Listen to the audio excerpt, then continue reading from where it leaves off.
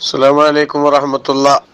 ഗായിബായ മയ്യത്തിന്റെ മേലിൽ അഥവാ സ്ഥലത്തില്ലാത്ത മയ്യത്തിന്റെ മേലിൽ നിസ്കരിക്കണമെങ്കിൽ എത്ര അകലം വേണമെന്നാണ് ഫതുൽ മുഈനിൽ മഖ്ദൂം തങ്ങൾ പറഞ്ഞത് കാണാം. തസിഹു സ്വലാത്തു അലാ മയ്യിത്തിൻ ഗായിബിൻ അൻ ബലദിൻ. നാട്ടിലില്ലാത്ത മയ്യത്തിന്റെ മേലിൽ നിസ്കരിക്കൽ, മറഞ്ഞ മയ്യത്തിന്റെ മേലിൽ നിസ്കരിക്കൽ സഹിയാകും. എങ്ങനെ പറയാ? ബിഅൻ യകൂനൽ മയ്യിത്തു ബി മഹല്ലിൻ ബഈദിൻ അനിൽ ബലദി. ഇവനുള്ള നാട്ടിനേക്കാൾ ദൂരമുള്ള ഒരു സ്ഥലത്താകാം മയ്യത്ത്.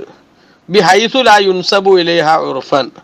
സാധാരണഗതിയിൽ ആ നാട്ടിലേക്ക് ചേർത്തു പറയപ്പെടാത്ത അത്രയും അകലുണ്ടാവുക. മനസ്സിലായില്ലേ? ഒരു നാട്, അതുകൊണ്ട് തന്നെ ആ നാടും അതിന്റെ പരിസരവും അല്ലാത്ത അകലമുള്ള സ്ഥലത്തുള്ള മയ്യത്തിന്റെ മേലിൽ നിസ്കാരം ശരിയാകും എന്നാണ് ബഹുമാനപ്പെട്ട മഖ്ദൂം തങ്ങൾ ഇവിടെ രേഖപ്പെടുത്തിയിട്ടുള്ളത്.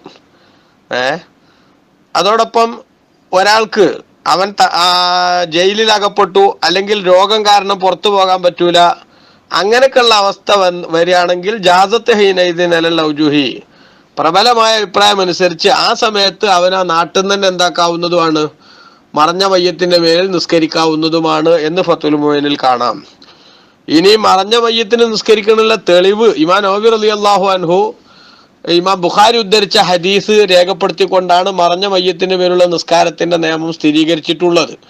അതായത് നജ്ജാശി രാജാവ് മരണപ്പെട്ടപ്പോൾ നബി സല്ലല്ലാഹു അലൈഹി വസല്ലമ തങ്ങള് മദീനയിൽ വെച്ച് അദ്ദേഹത്തിന് മരണവിവരം അറിയിക്കുകയും നബി സല്ലല്ലാഹു തങ്ങൾ സഹാബത്തിനെയും കൂട്ടി അവിടെ വെച്ച് നിസ്കരിക്കുകയും ചെയ്തു എന്ന ഹദീസ് ഇമാം നവവി റളിയല്ലാഹു അൻഹു തന്നെ ശറഹുൽ മുദബ്ബിലും മറ്റുമൊക്കെ മറഞ്ഞ മയ്യത്തിന് മേലുള്ള നിസ്കാരം സുന്നത്താണ് എന്നതിന് രേഖയായി കൊടുത്തിട്ടുണ്ട് എന്നുകൂടി സൂചിപ്പിക്കുന്നു.